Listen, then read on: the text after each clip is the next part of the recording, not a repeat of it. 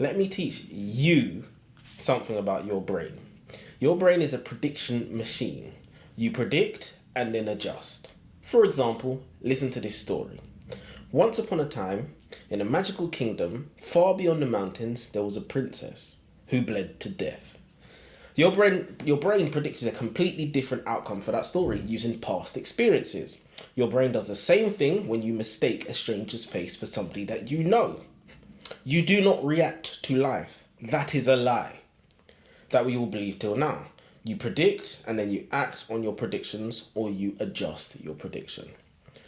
We're going to get into that in more detail, but we like to start with our scenario of the day. Question of the day.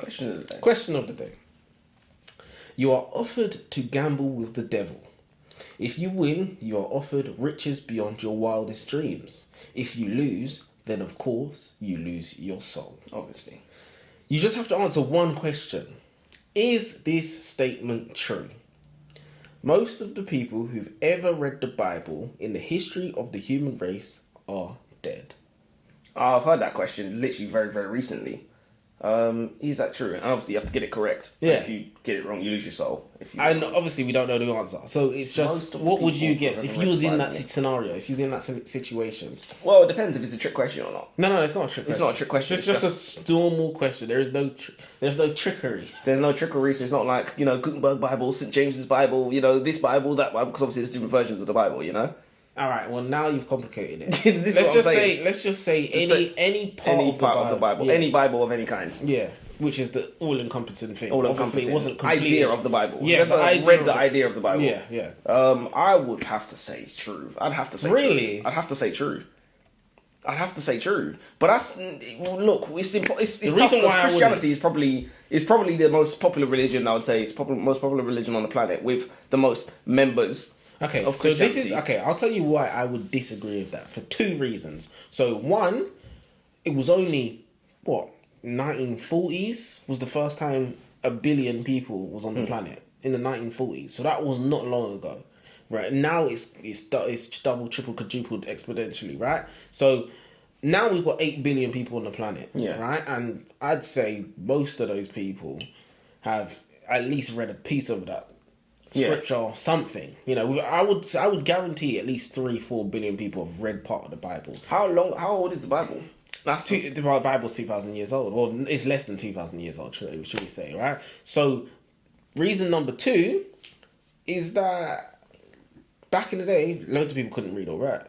For what? I mean, loads of people can't read right now. And also, there just wasn't that much people on the planet. So people have this misconception that religion causes lots of wars, killing, violence, and it's just not true. So to put in perspective, in the last 120 years, right, atheism has killed more people than in all human history. So atheism has killed 120 million people in the last 120 years. So that's Stalin, that's Hitler, that's Mao in China. That's all 120 million people. That's more than any wars that's fought, in the Crusaders. Those were not even 1 million. They didn't have the facility to kill the They didn't have, exactly. They didn't have the facility and they didn't have as many bodies. But that was only a 2-minute timer, 3 minutes, So I would answer no, you would answer yes. I would have said yes. I mean, you raised some interesting points, but I'm still thinking 2,000 years is a long time, man. It's a long time, but remember, it's only, It's only 8 years ago we had more than 1 billion people. Yeah, I know. Before that, it was trickle. I wouldn't say trickles. And people they couldn't read and write. Hundreds of millions, probably still loads. Even if there was 100 millions, I don't know how many people there was pre-1940. Would you say it was 1940? Yeah. Pre-1940, I don't really know how many. Yeah, there was hundreds of millions, which is still a lot of people. Obviously, it's not. But now we've got 8 billion. But how many read the Bible? Would you say a good 3-4 billion? You said 8 billion. I'd say at least 3 billion people have looked at the Bible. At least set their eyes upon some scripture. You know, because so basically, you said you'd be rich and I'd be soulless. Is what you're saying. Well, the thing is, only the devil could know the answer. Only right? the devil could know the answer. So you know. The better question is, has he read the Bible? Well, they say the devil came from Jesus or the God or something. The devil believes in God. Which is an interesting statement. But yeah, let's go. Pause this video right now. Go and read How Emotions Are Made by Lisa Fieldman Barrett. And when you've read it, you can join us for the discussion. Or you can just watch this video because we're going to tell you all about it. I'm Elijah. I'm Joseph. Welcome to the Asher Library. What was I supposed to say? You said what you were supposed to say. You did good, buddy. Let me read the blood. Did I really? No, legit. Read the blood. The science of emotion is in the midst of a revolution on par with relativity in physics and natural selection in biology. Leading the charge is neuroscientist Dr. Lisa Fieldman Barrett, whose research shows that we construct each instance of emotion through a unique interplay of brain, body, and culture. So that's a pretty interesting blood. To be fair. Well, you've edited it. I cut it up a bit. So the premise of the book is that we actually construct our emotions. We do not react to life. That's the premise of the book. And just to put it into perspective, so you can understand that, because I'm sure you're thinking they're chatting rubbish. She's a neuroscientist, so obviously she studies the brain. She in depth, so she knows a lot more than us, obviously. But I'll give you an example of how we construct emotions, according to her. How you construct emotions is an example. You are walking through the woods and you see a snake. You construct an emotion of fear, which entails your heart racing, your eyes widening, and you run. Wow, that was a scary situation, right? Incorrect. You made that situation scary by constructing fear. For example, a snake lover wouldn't have reacted in the way you did. They might be in awe of the snake. Their heart starts racing, their eyes widen as they stare in complete fascination. We construct the reality around us. We are not shaped by the world, we shape it. Human beings are not at the mercy of mythical emotion circuits buried deeply below our brain. We construct our own emotions as and when needed. So that's probably the best way to explain what she means, and it does make complete sense. There was more than a few very good examples that actually really paint the picture of what she means by we don't have emotions, we get emotions, we create emotions in our head, we use emotions in our head. And another interesting word she used was concepts as well, emotional concepts. Yeah. So she's saying emotions are only matter with context. You can only really tell emotions apart with context, which is another thing that we're going to get into, obviously, read Williams. But I was hoping to have, because I forgot to put it in. That's my idea. What, the Serena Williams thing? Yeah, no, I wanted to have the picture. So the picture. I've got the. Maybe I can put it up post production anyway. Yeah, you can probably put it up. I've got an ebook which has a picture on there. Oh, does it? Yeah. Oh, okay. Fair enough. With the wasp thing, the bee thing, did you see because you did the audiobook, innit? Yeah, no, I didn't see no. You didn't see anything, No, I didn't see nothing. You obviously... So what you're saying is I've missed out by listening to the audiobook. Yeah, which is exactly what I was thinking. When I read it, I said, finally, I've got him. Because I listened to the audiobook and he obviously reads the book. Yeah, I listen to the audiobook sometimes, but more time I'll read the PDF. But yeah, I'll show you the pictures after anyways. It's not your turn. Tenor. So, emotions are real, but not in the objective sense that molecules or neurons are real. This is a quote, by the way. They are real in the same sense that money is real. Not an illusion, but a product of human agreement. So basically what she is saying is that we agree that emotions are real. We agree that something is funny. We agree that comedians like Kevin Hart is funny, you know? And some people don't agree, but mostly we agree, which is why he's rich. Scientists don't believe that emotions are built into us, a part of a machine. Rather, they see emotions as programming that we develop, the brain being the super powerful learning computer that it is. But... and here's where, to be fair, because I wrote this at the start, here's where I was disagreeing, I was challenging, I was scrutinising, but she actually convinced me by the end of the book. But just to put it in, I'd actually like to challenge or scrutinise how accurate this actually is, presuming I've not horribly misquoted the learned professionals here. I need someone smarter than Elijah to ask. If emotions are a product of self-programming, how is it that babies are born crying? Why can we process distress at such a young age, often the first thing we do after we're born? That was an interesting question to me at the time. I just wrote it down because it came into my head. But I later read some bits about how like babies are programmed in utero and things like that. And it's like either I figured it out or I read it in the book because I got a point about babies crying. And if that is actually emotion, or if it's just a programmed way to communicate, because but we'll get into it. It's like a mic drop moment basically, to be honest with you. So we'll get into it after. Did you know nobody has found a reliable recreatable representation of any emotion ever? Emotions do not have a recognizable fingerprint. This means you cannot uniquely identify, for example, happiness, because it's appropriate to smile when you're happy, to scream, dance, or even cry. Just like with sadness, it's appropriate to cry, shout, or even a small smile can be categorized as immense sadness. Every study that we have on human recognition was done by scientists who hired actors that displayed emotions that they were not actually feeling. Yeah. That's crazy when you think about it. Yeah. Let me ask you a question. If facial expressions are universal, then why don't infants display the appropriate facial expressions from birth? Why is it we have to teach them to recognize facial expressions?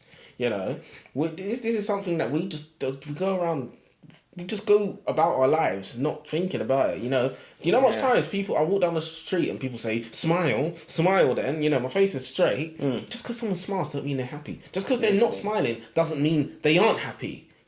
These are facial expressions that we learn to recognize and we associate those to meaning. Yeah, their facial configurations is another term. They're muscle, what did she call it? Muscle movements. They're muscle movements. They're muscle movements that it's like a language. It's like a language. Like, language is totally invented by human history. If all human history was wiped out, no language would be recreated exactly the same. Because it's just, we don't even know where most of it comes from. It comes from somewhere. But it is a language, a way of communicating. Facial expressions are a way of communicating. But we treat them as if they're more than that. As if they are, truth. Yeah. As opposed to something that we've made up. For your next one, read the third one on WhatsApp. Yeah. Because that ties into it as well. I know you forgot about that. One thing I did actually think was strange though. I mean, ever since growing up, why is it that nobody actually turns their lips down and does the stereotypical sad face when they're sad? I've always thought that, That's true, because smiling feels natural, but doing that does not feel natural. Yeah, exactly. When you're upset, it feels comical, feels performative. It's a conspiracy. It's as simple as that. That's not a real sad face, but we all recognise it as a sad face. But it's not. Where did it come from? It's never been a sad face. We assume facial expressions are universal because of Facebook emoticons, and facial posters or facial expressions. That we put in primary schools and nurseries. But emotions are not universal. They differ all over the world. It's a bit like money. Emotions are real in the same way that money's real. Human social agreement. And in fact, you know what's funny? I don't think the frowny face is a frowny face. I think it's an anti-smile, which is why I don't think anyone uses it. It's an anti-smile. Yeah. I put sad face. But anti-smile. It's literally an anti-smile because it's like not a smile. It's the opposite of smile, but no one uses it. No one, literally no one uses it. And it just doesn't feel natural, because if we could just make things feel natural by programming, why don't we do that? Smiling feels natural to us because we've been practicing it from birth. But why haven't we been... Yeah. Otherwise that feel natural. Because no one does use it. Why not? What is a sad face then? What, straight face? Is that what you're saying? I guess. Yeah, we don't have a... Sad face is straight face. When you're straight face, people say, what's wrong? Yeah. Yes, fun fact. Did you know that the historical record implies that ancient Romans and ancient Greeks did not smile spontaneously to display happiness at all? Furthermore, there is no word for smile or smiling in Latin. Smiling was actually invented in the Middle Ages. It was called the Ducian smile when dentistry was more freely accessible. So, which is just fascinating. That is fascinating. We live in this day and age. We live in this day and age. We can't conceptualize the idea. We're like, but we smile. That's just what humans do. That's just what you do. How did anyone know when anything was wrong if they didn't smile back in the day? Like, what did they do? What do you do when someone's singing happy birthday to you? Yeah, back in the day, you sit there like this. That's bad. And it's so did they laugh but they didn't smile? It says they didn't smile spontaneously. Whatever that So means. I guess they smiled sometimes. Maybe they smiled sometimes. There was occasions where it was meant to smile. But we take it to the extreme, basically. Yeah, 100%. Some people don't stop smiling. And it's true, because when you smile too much and your jaws start hurting. Yeah, maybe we're not designed. We're not designed to be smiling all the time. Literally, it can't be.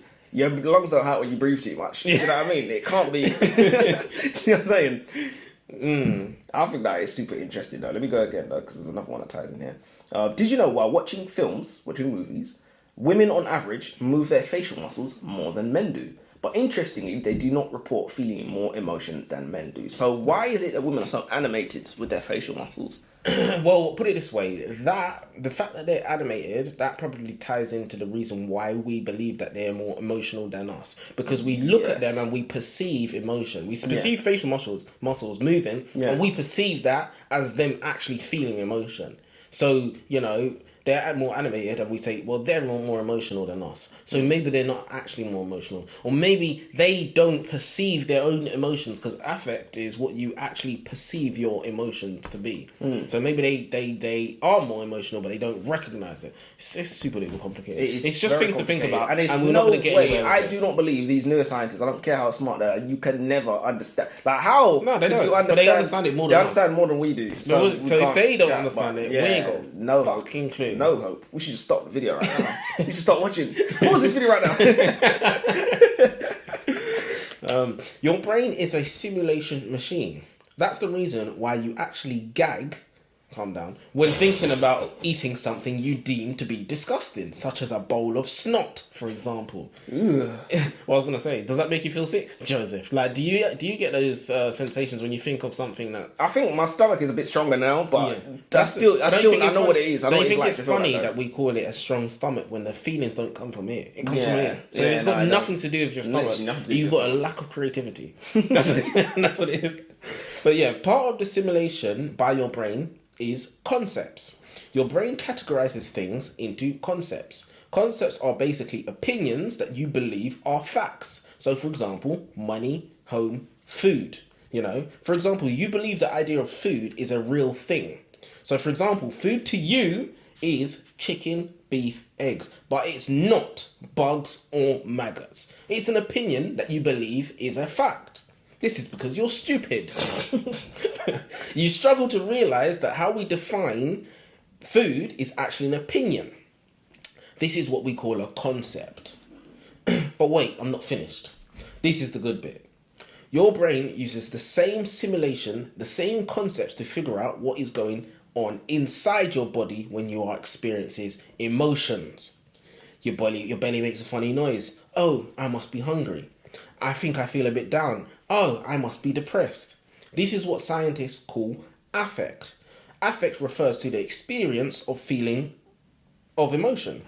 In other words, it's your best guess of what the hell is going on inside your body and head, i.e., you haven't got a clue. Your brain gives your sensations meaning. That's a guess or a prediction. So yeah, you feel something and your brain finds a reason why. Yeah. So, we are just, it's like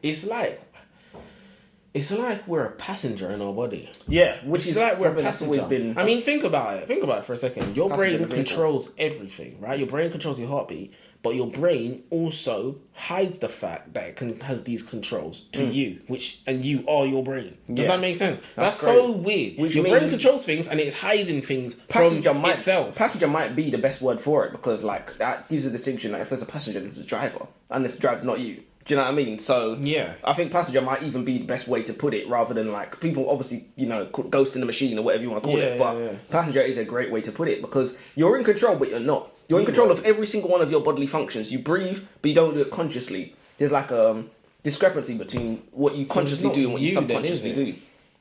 Well, we'll get asking the big questions now. We ask this every week, like we're gonna have new answers. Like we're gonna have, like I've googled it and now I know, the deepest mysteries of life. I think she's answered a lot of psychological questions, because I would always say, if you can't control your feelings, who can? Yeah, you aren't really controlling it, but it is you. You just don't know it's you. Yeah, that's basically the answer. That is you just don't know it's you, and you don't know how to control it, and you're not interested in trying. You're not interested in trying, and I don't. Even with practice, I don't know if it's possible for you to control it, and I'll explain. Because there's an illusion of free will that we're going to get into after, and you can tell me what you think about that. In this day and age, anxiety and depression almost go hand in hand like vodka and Red Bull. Appropriately, they are somewhat like the alcoholic caffeinated beverage in that both elements have different effects on the body. Anxiety is the fear that something bad will happen. Fear is a response deployed by the amygdala, the center of the brain in the temporal lobe that detects danger, which works something like an alarm.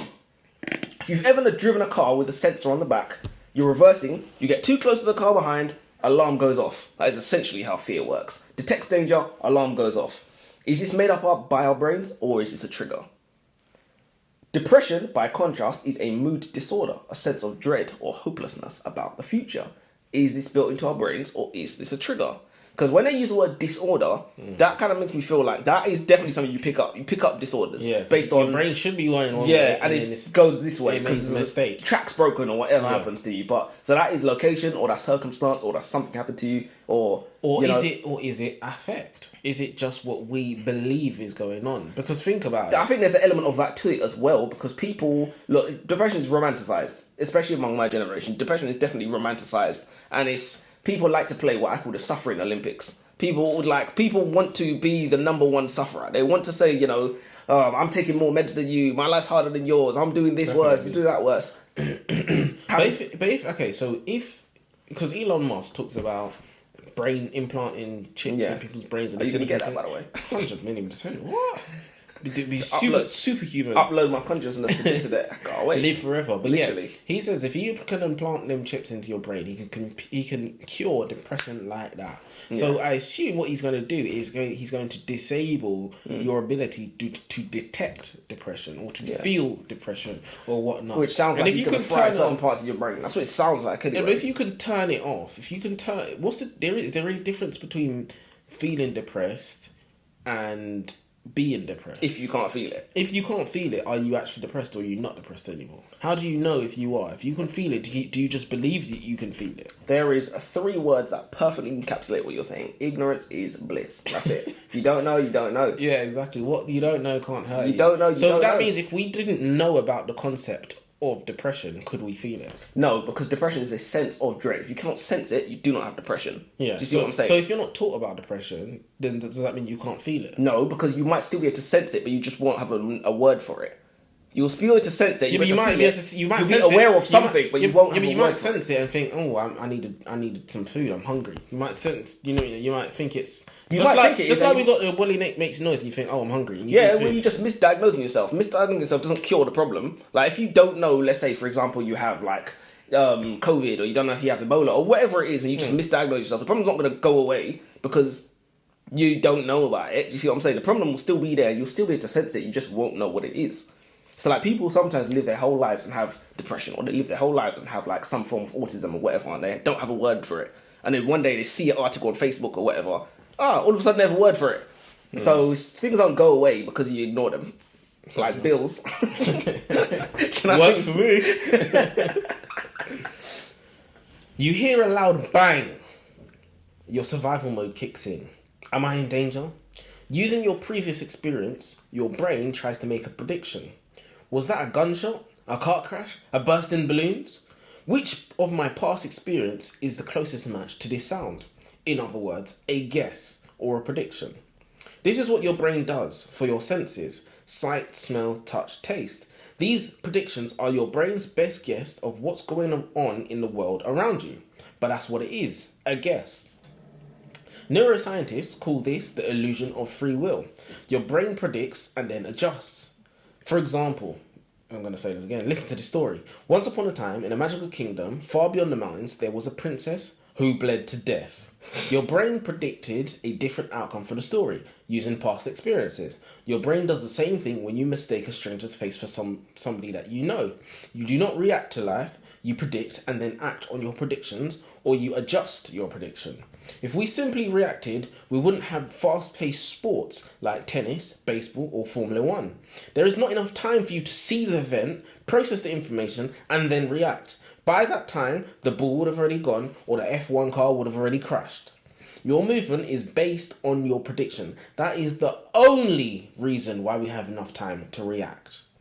So, everything we know about life is wrong, basically. Yeah, it's so crazy. But you know what? This is the basis of science because this doctor, she was even saying, like, before Einstein's theory of relativity, people thought, one thing, and the theory of relativity, I don't even understand it well enough to explain it, but it changed everything about how scientists view everything. Like, Newton, the apple allegedly dropped on his head, and it changed the way everybody thought about everything. Yeah. Like Galileo said, the sun is the centre of the solar system, people laughed at him, changed the way we thought about everything. It's funny, if we didn't actually understand the concept of gravity, which I don't, but, you wouldn't think of something dropping, you wouldn't think of it as a force pulling it to Yeah, the ground. you You would just think it's dropping. Just drop it. Do you get what I'm saying? Yeah, There's not no invisible force Do you actually see what I'm pulling saying? it. But do you see how they can laugh at these scientists that have revolutionized the whole... Of course. It's so easy to laugh at them because it just sounds so ridiculous. Things like they're saying sound so ridiculous. Even though we know it's true now, it still Even though sounds we know it's true. Yeah, 100%. But yeah, your brain is definitely a prediction machine. I see it all the time at boxing. I do boxing and I'll be fainting and a man will be like, and I'll be fainting harder and he'll be...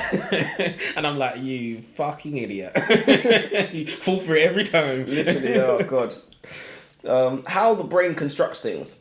We have all heard that the human brain is a powerful supercomputer, but we are hardly ever conscious of all the computer-like processes that our brains run in the background every single day.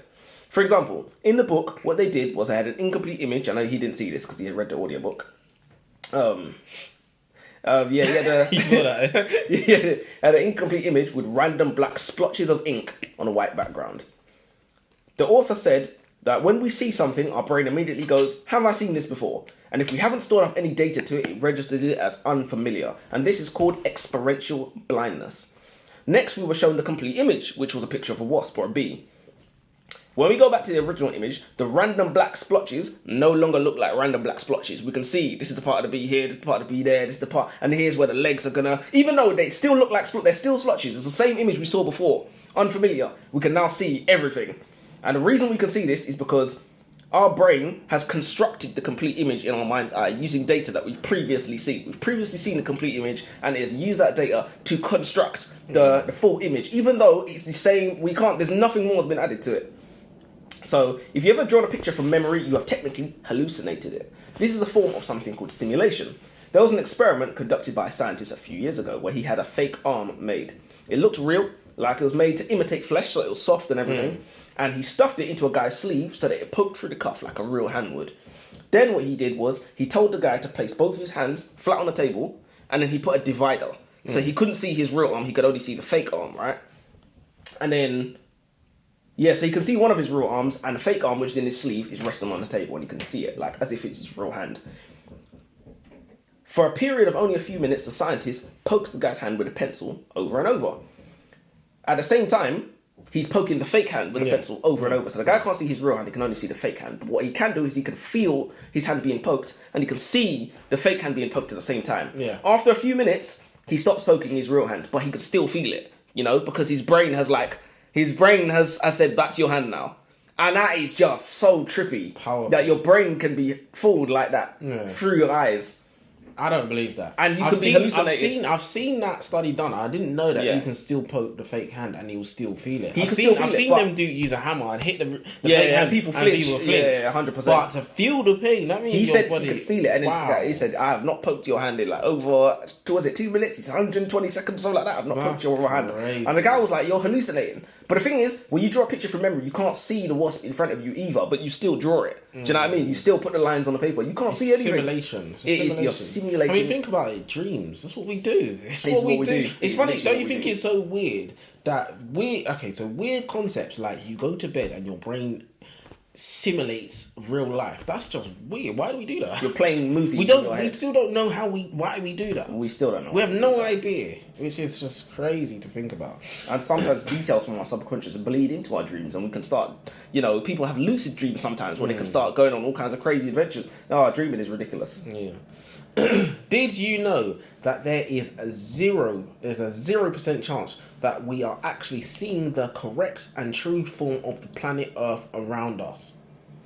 Think about it. Our senses trick us every moment of our lives. For example, rainbows don't actually have multiple colours or any colours at all. Rainbows are just a gradient of wavelengths, but we perceive that as individual colours because it's a trick of our eyes. Our eyes also fall for optical illusions, and also the sun. It rises in the east and sets in the west, right? Wrong. The sun doesn't move. But judging from our senses, i.e. our eyes, it looks like it does. Even when we're sleeping, our senses are being tricked by dreams. Have you ever woken up thinking you're falling? Have you ever... Does that happen to you? It's the worst. I know you've woken up and wet yourself. So what other things are our senses tricking us with that we have no idea about? So it's impossible that the world around us is actually what it looks like to us, which is fascinating to think about. Right. But the question remains, what if The question remains: if what we see isn't the real world around us, why don't we bump into invisible things that we cannot see? The answer is natural selection. Our eyes are good enough. Because think about it. Remember, there's atoms, neurons. We don't see that. So technically speaking, that should be what we should see, which should be the matrix. You get what I'm saying? Literally. It should be atoms and neutrons and electrons, but our eyes aren't good enough to see those, but our eyes are good enough to keep us alive. Okay, to not bump into things. I'd much rather see this than see the Matrix anyway. Yeah, come on, man, that's ridiculous. See the world of ones and zeros. Who wants to do that? It wouldn't work, because think about it. Evolutionary, we reproduce. Yeah. If we saw atoms, we wouldn't get turned on. We wouldn't produce. Sex wouldn't happen. Does that make sense? So that's the reason why. Speak for yourself. I'll make it happen. If you were served pink ice cream, you might simulate it in your mind as strawberry, because the brain draws on previous experiences to simulate new ones. It associates the colour pink, especially with food, most commonly with things that are strawberry flavoured. If you then found out that ice cream tasted like fish, you might be disgusted, or you might even feel the urge to vomit. If, however, the same exact ice cream was marketed to you as chilled salmon mousse, assuming you like fish, you might find the exact same taste delicious. There are a few examples of how our brains can trick us. They did an experiment where they gave people a sip of milk. Then they blindfolded them and told them that they would receive another sip of milk. Instead, they gave them a sip of orange juice. A common reaction was that the people would throw up because their brains would simulate the acidity of orange juice as gone-off milk. And that is genuinely crazy. Orange juice is delicious. Who doesn't like orange juice? But if you're expecting one thing, you get another thing, your whole brain goes, nope. I had the same things happen to me. So what happened was, I was with someone, we ordered McDonald's, and I had, I think I had Sprite, and they had a milkshake. And I was drinking my drink, and they must have swapped the drinks over. Yeah. And I took a drink of their milkshake, which was my favourite flavour too. Yeah. As soon as that texture went in my mouth, exactly. I literally let it gone off. Like what a baby does. Yeah. I just let it drop out my mouth. Because you're thinking, this Sprite's gone off. Yeah, like, something's wrong. It's nasty. This is not the texture I was expecting. So it's a trick of your brain. Yeah, no, 100%. It just makes your brain. No, your brain's predicted what it's going to have. Exactly. And when it didn't have that, it was like when you drink a drink that you like, you predict that you're gonna like it. You predict you're gonna get sweetness. You predict it's gonna be okay. But when you don't get that, your brain's like, no, I don't like this. Leave me alone. Yeah, go away. I believe that's what they call a brain fart. I believe that is the scientific term for it. But yeah, it's interesting to figure out because, like, as we said, when you think about things like this, you're really not experiencing life as it comes. You're experiencing life a second ahead. You're predicting what it's going to be like in 2 seconds, you're or 3 using seconds, 4 the seconds. Past experiences to predict what's going to happen. And so you can't ever react to anything. Yeah. You're only ever adjusting what you thought. You can only react to your predictions, which is already too late by then. It's too late. Do you know anything about the illusion of free will, Joseph? In 2008, a group of researchers found some information about an upcoming decision is present in the brain up to 10 seconds in advance, long before people reported making the decision of when or how to act. These studies have sparked questions and debates. If neuroscientists can infer the timing or choice of your movements long before you are consciously aware of this decision, perhaps we are merely puppets pushed around by neural processes unfolding below the threshold of consciousness. So if they can detect that a trigger or a decision has been made in your brain 10 seconds before you've realised it, am I responsible for my actions? That's a good question. If I go out and do the wrong thing, whoopsie, nothing I can do. Sorry, missus. Yeah. That's what it always boils down to. That's what it always boils down to. If it can be true that, as author Lisa Fieldman Barrett says, we are the architects of our own experiences and that we construct our emotions through a complex interplay of systems, which is what she said, then why do we experience emotions as little surprise bombs, which is something else she said as well, that hit us throughout the day? Fear and anger are still unpleasant, Laughter is still joyous, Do we feel these things less after knowing this? Are these things more or less than what they are in the knowledge they're not as organic as people think? Should we all become cold, unfeeling robots like Elijah for the sake of figuring out how we really feel? That used to bother him so much. Like, when I was young, everyone used to call you that cold, unfeeling robot, emotionless, And they were right. But yeah, that used to bother him because he's literally just like, just being normal. Just being normal, you know? Like, someone tells you should smile more. Like, why? I'd smile more if you would leave me alone. When someone said that to me once, he said, why don't you smile more? I said, say something funny. And last time he asked me to smile. But yeah, no, it is super crazy. Like, are you going to laugh? Like, when you laugh now, you just laughed. Did you really laugh? Did you really find that funny? You just constructed that laugh, you know? Yeah. You see what I'm saying? Because think about it. Crazy. If you had said that, you could say that again and I could choose to not laugh. Exactly. So was it really funny? Are you ever... Sorry, I messed it up. Yeah, you messed it up. That was close. Yeah. Did we really find that funny? Did we really just laugh? See, it's just too many kind of... We should have never read this book. We should have read this book. It's going to ruin everything. Yeah, no, it definitely makes me question things that I do and say a lot more. Yeah, pretty much. Imagine you are a parole judge and you are listening to a case where you are hearing about the behaviour of an inmate that's obviously appealing for a release. You get the impression that if you let him out, he's going to be a danger to the public. That gut feeling you have serves as proof that you made the right decision. But could that gut feeling have misled you? This was the subject of a question of a study done in 2011 on a panel of judges in Israel where they found that inmates are most likely to be rejected parole right before lunchtime. Wow.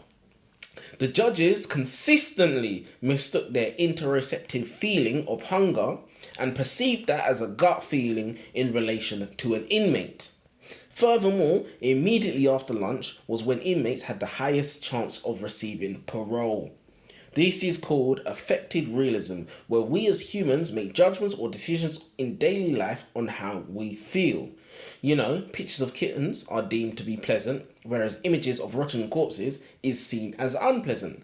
The images in and of themselves hold no emotion. It is our opinion, perception, and simulation that decides if they are unpleasant. But that's crazy. We have judges that are sending people to the slammers because they're hungry. It's ridiculous. Because they're hungry. Ridiculous. The most trivial reason I can probably think of. And they don't realise that's what it is. They're like, oh, I've got a bad feeling about this. Literally, it's like, I want to get to lunch. No, but that's the thing. It's not I want to get to lunch. It's consciously. I've got a bad feeling about this. And it's their hunger. It's their hunger. You know you when you're hungry? No, that is insane. That's insane. You can't trust humans, you know. Oh, you can't trust. That's what I said. You definitely. The one thing we can actually take away from this book is if you thought you couldn't trust your emotions before, you definitely cannot trust them now. You definitely can't trust them now because there's sometimes you make decisions because you was hungry or because you was tired. Yeah. Or everyone shouted at someone because they was tired. Put it this way: one thing that I realized myself throughout this book is that, you know, I will watch things when I'm tired and I'll find them boring. Boring, and then I'll rewatch it when I'm not tired, you know, and I'll be like, bloody hell, what was I thinking before? So the state of mind that you're in, it constructs the world. It really does. It constructs the world around you, which is just fascinating. It's very fascinating. Why can you sue somebody for breaking your leg, but you cannot sue them for breaking your heart? The law clearly considers emotional damage to be less serious than physical damage. The law protects the autonomy of your physical body, of your physical mind, even though your body is just a container for who you really are, your brain. Emotional pain is not considered as real pain unless it's accompanied by physical pain. I think that's a good point because breaking your heart, like for example, even cheating is not considered a crime. I don't cheating on your spouse. I don't understand why it's not. Is it because there'd be too many cases? Not only would there be too many cases, but emotional damage is very difficult to quantify. Like you can't quantify that. You can quantify a leg break because medical bills. You can quantify can't walk, can't work, etc. Yeah. But emotional pain, someone hurt my feelings. What does that mean? Is that £5 million? All right. No, but this is the thing. We do compensate victims for emotional damage. We do. But we do it only when there's physical damage. So when for example, Salman Rushdie, you know, he got attacked, I don't know if he's been compensated, but the person's definitely been punished more because of the trauma that he's had to go through as well. And we do know that trauma takes a lifetime to get over, whereas physical doesn't take a lifetime. That's true. I think in those extreme examples, you can definitely quantify you have done this as a result of this. Or, for example, I think your point is correct when it's only when another crime has been committed with it, or if there's been monetary damages because of it. you know? So, like, you have to show injury somehow. Whether that's injury by physical injury, whether it's by financial injury. Okay, so what you're actually saying is, you could just lie that your heart's broken. Do you see what I'm saying? But if there's something, my leg's also broken... Put it this way, the feeling that you feel when your heart breaks, there is a way to detect something has changed in your body. Like, if you put some machine on, there will be some that's changes. true. But that's, first of all, police ain't got time for that. Second of all, police don't want to do that. Third of all, it could be anything. Yeah. Do you know how many things change in your body every single second? Yeah, but I assume it is thousands upon thousands. But that's the same thing. You can't. There's no fingerprint for emotional. Yeah, there's no fingerprint for happiness. Yeah, there's no fingerprint. There's no recognizable fingerprint of what you do when you're happy. There is no definition. There's definitely no definition for any of these things. This is where it gets complicated. If it wasn't complicated enough. If it wasn't already. Your brain understands the world by breaking things down into categories and concepts. Categories are a collection of objects that exist in the real world. So, 4 wheels, an engine, seats. Where it turns into a concept is when we call that collection of objects a car. The car is the concept, but the objects are the category. The car's not real, but the category is real. The objects are real. So another example of a concept is colour. It's not real. It's the way our eyes work in combination with the light from the sun. So we have a mental concept of the colour red.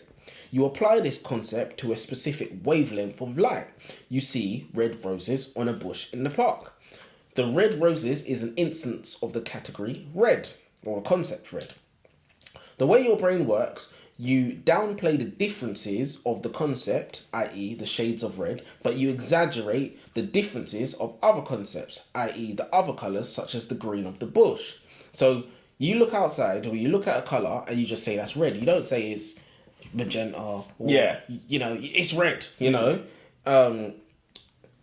So another example is, think about all the differences between cars, but we don't care. A car's a car, but a lorry is not a bus. We ignore the differences in a single concept, but we amplify the differences between categories. Here's a mind bender. Your pet fish dies, and you go to an aquarium to buy a new one. The man at the counter asks you, what type of fish are you looking for? You might say a clownfish, a goldfish, for example, but you won't think of a poached salmon. That's because your concept of what a pet is completely separate to food, even if you have a pet that people typically eat, such as rabbit. Our concepts are strong. It's just like what I said before, your concept of food, We have big arguments, You have an argument with people, oh, you can't eat horse. Yeah, 100%. Why not? But again, this goes back to what you said. Food is not a thing. Food is a concept. Like we said, it's an idea that we have of what you should eat, and ideas change. The definition of food is nutrition. If something can provide you with nutrition, then it is food. So if it's a human hand, this is nutrition. Protein. Clean protein. But I think what's interesting is our concepts can be flawed sometimes as well. Somebody asked me a question. Our concepts are always flawed. Somebody asked me a question which I thought was stupid at the time, but it made me think about it for days after. He said, why do you get in a car but on a bus? Yeah, that's true. And I'm like, it's 4 wheels. It's an engine. It's a driver's seat. It's the same thing. That is true. I said that is so weird about how the thing is the same, the name changes, and the way we refer to it also changes, and no one can explain why. The author said, what's the difference between muffins and cupcakes? Yeah. And it's like, one is breakfast and one is dessert. And it's the same thing, but we eat it at different times of the day. Yeah, you can have a muffin for breakfast. Definitely. You can have whatever you want, whenever you want, and I do. It is so crazy, though. It's the way we refer to things is flawed. When you realise the way we refer to things is flawed, you start thinking, is anything important? Yeah, exactly. I've actually got one left now. Let me do two. I've got... In chapter 3, Fieldman Barrett shows us a picture of a woman screaming in terror. Most people raised in Western culture can easily determine that terror is the emotion on her face without any other context in the picture. When the context is provided, however, and the image is shown to actually be Serena Williams celebrating in ecstasy after defeating her sister Venus in the 2008 US Open tennis finals, your understanding of the emotion she is depicting, her facial configuration, changes. Your brain begins to rewrite itself and change how it is understanding things to make adjustments for the added context. which we wouldn't be able to do if we had no concept of celebration. Which this is why humans apex predator, because we can do things like we can conceptualize celebration. Animals have no concept of celebration, so they would have zero clue. They see terror. And the primate in us sees terror because there's like an animal side of us that responds to things in an animal way, and then there's the higher human that when you give the context, we can understand, celebrating. We see this all the time, you will see a man and woman struggling on the street, and straight away you'll see it's a fight, and then you see that they're smiling and they're playing or whatever, and you go, literally, your brain predicts a struggle. It sees some movement and it predicts a fight straight away. 100%. So we are. And you see somebody's face this way instead of that way, and you think, it's all right then. Yeah. Do you know what I mean? When they could still be fighting, their facial muscles are just moving. It's really weird. Like your brain see things, they say, I've seen that before, let's use this data. And then it changes and you'll be like, I've also seen that before, let's use this data. And you're really not reacting to anything. It's upsetting, really. Everything I thought was a lie. Did you know that if you started to feel chest pressure and shortness of breath, if you are a woman, you are more likely to be diagnosed with anxiety and sent home. If you are a man, you are more likely to be diagnosed with heart disease and receive life-saving treatment. As a result, women over 65 die much more often of heart attacks than men do. Good. That is... I don't know why that came to me. I just had to say it. That is super crazy to hear about, though, because it's like... Does that mean doctors are prejudiced? Prejudiced in saying, you're emotional, you woman, go home, you're fine. Is that what doctors are doing? No, definitely not. Doctors are working from some form of guidelines that they're taught, that they showed that they're supposed to work towards. But it's good to highlight these things, because in this day and age we like to pretend that there's no differences between men and women. And there are. We get treated differently, as we should. Yeah. But that doesn't mean to say that. Well, women are dying unnecessarily because they're being diagnosed incorrectly. So, good luck. Winning team, once again. Yeah. There is a massive conspiracy. This is probably the biggest conspiracy in the history of the human race. People say having emotions is what makes us human. What if that's not true? Are emotions actually innate? And if they are, why do we have to teach babies and children what they are? Why do we have to teach them about the different emotions that there are? Then you might say, but babies are born crying though, right? What if crying isn't actually an instance of emotion and it's just the baby's way of communicating, in the same way that we look at dogs and animals as if they feel the same emotions as us? Isn't that just what adult humans do? We look at things and see or sense emotions that aren't actually there. We see dogs wolf down bowls of food and assume that the dog thinks it's delicious. We now know that dogs don't actually taste much. When a lion jumps on a gazelle, we see aggression. But is the lion actually feeling malice? Is the lion actually committing an evil act? Maybe the same thing is true when it comes to babies crying. Maybe we are just sensing an emotion that isn't really there instead of recognizing communication.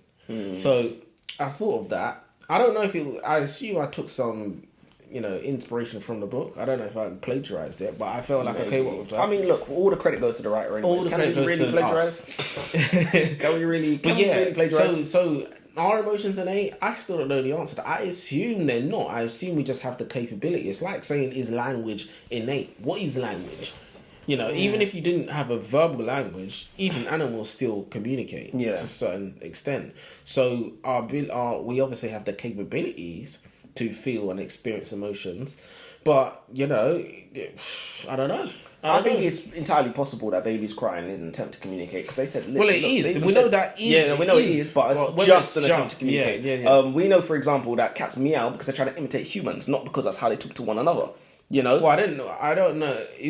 I heard that's how they communicate with you. Yeah, I know for a fact they don't meow to each other. That's how they communicate with humans. Yeah, or if they're trying to imitate. Yeah, I heard animal psychologists say that. He said he's literally trying to, not trying to imitate in the same way that trying to speak English, but that's the noises they make to communicate with humans, and it's supposed to be like a. It's funny though. They do understand. I mean, look at dogs. They do understand language. So you can. So for example, I know a girl who bought a dog that was It was Russian. So it was the same breed, but it grew up in Russia. So it spoke Russian. So it spoke Russian. You'd have to, if you wanted to say "sit, come here," you got to say it in Russian. Otherwise, it don't know what you're talking about, which is fascinating because we, think they don't understand they language. only speak English. yeah. But it's the specific language they understand certain words. But yeah, if a dog can understand "sit" in English means sit, then why shouldn't it be able to understand "sit" in Russian? It makes sense, to be honest. It's just something that we never think about. Yeah, because we run the world. So we rely on cues to perceive emotions correctly, because a lot of them are exactly the same as one another. So we need the added context to show us whether it's this one, this one, this one, this one. Because it's like 3 emotional... Remember when we was doing the shoot and we was like, how many faces are there that can we make? Like, emotional faces are there? Smiling, sad, angry. That's it. Yeah. Surprised. Yeah, surprise. For example, if you saw a young woman weeping and holding her wedding ring, you may think that her engagement has just ended. That is a conclusion that you may draw just from cues. She's crying, weeping, holding her wedding ring like this, crying over it. You might think her husband just left her. If you see a woman weeping while wearing her ring, for example, look at it like this, you may think that she's just got married or she's just been engaged. And it's the same tears and it's opposite, ends of the spectrum. It's the exact same situation. Obviously, she's wearing her ring versus not, but basically her emotions are physical manifestations of our neurons changing that we must rely on certain cues to correctly translate. One can cry from fear, distress, laughter, or happiness as 4 distinct emotions with the exact same tears. So emotions really don't exist. Yeah, well, they exist in the same way that money exists. You see what I'm saying? Social agreement. That's the word. Social agreement. And it is super crazy how emotion can be exactly the same, and we're relying on something that has nothing to do with the apparent emotion that we're translating to translate the emotion. Do you know what I mean? So it's all BS. It's literally all BS. We literally rely on things that have nothing to do with what's going on in the woman's face to translate what's going on the woman's face. Yeah. It's crazy. I mean, is that everything? I've got one more. Statistical learning and the human brain's capacity to recognize patterns. One of the most remarkable things about the human primate's capacity to learn is that even an underdeveloped brain can subconsciously categorize patterns, from the rhythm of speech in utero to the regularity of certain phonetics appearing together. So babies' brains can detect that Y follows a double M or a double N more than it doesn't. And they can start to recognize, oh, that's a word, and you haven't started a new word, and they don't even know what you're saying, but they can tell you're doing a sentence, and they start to put together patterns. Oh, mummy, funny, and they hear those words more often, and and you don't even realize you're doing it, and that's essentially how people learn to speak, because that's part of the framework. I think it's fascinating that babies come out knowing a skill that we as adults don't have. Yeah. So they learn the language from nothing. From literally imagine not knowing anything, because the way you normally learn languages, this word, you translate it to that word. Yeah. They just soak it up. If you can't even read the book about the thing you're trying to learn because you don't even know the language yet, you're done out. Yeah. There's nothing you can do.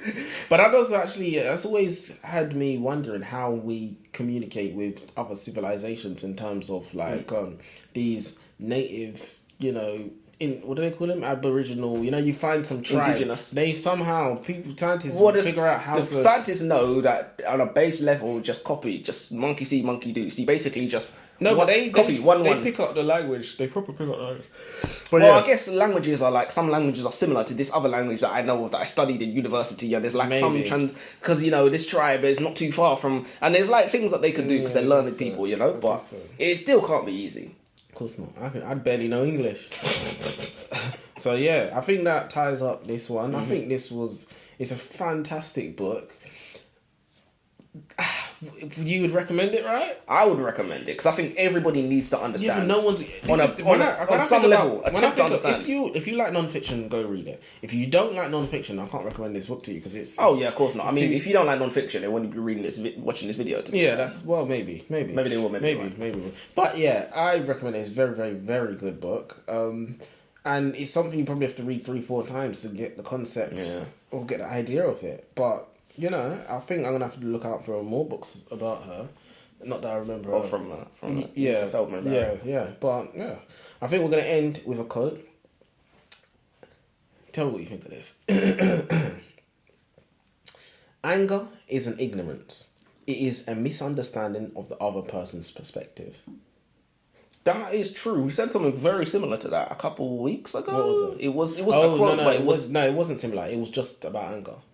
No, that's not what I'm talking about. That was my one. I'm talking about, you said something very, very similar. What did you say? No, I said a quote that was about anger. You said something about, it was like, you expect people to react how you're feeling. Do you know what I mean? Like, you come home from work, you've had a bad day. Oh, yeah, that wasn't a quote. It's very similar, though. Yeah. But yeah, it is a... Yeah, no, wait, say it again. It said, anger is an ignorance. It is a misunderstanding of the other person's perspective. Yeah, no, I agree with that. I like that. Point of view gone. Yeah. Point of view gone. Exactly. So, yeah. Well, that's us. Till next time, I guess. We're not going to tell you to sub. We're not going to tell you to subscribe to Spotify. Yeah, we're not going to tell you. Apple Podcasts. But big up to yourselves if you are listening on Spotify. You know, the numbers are doing all right. What is it? What did you say? 40 listens? Yeah, something like that. 40. Something like that. You know. Let's make it 41. All 40 was me, but that doesn't matter. So, yeah, till next time.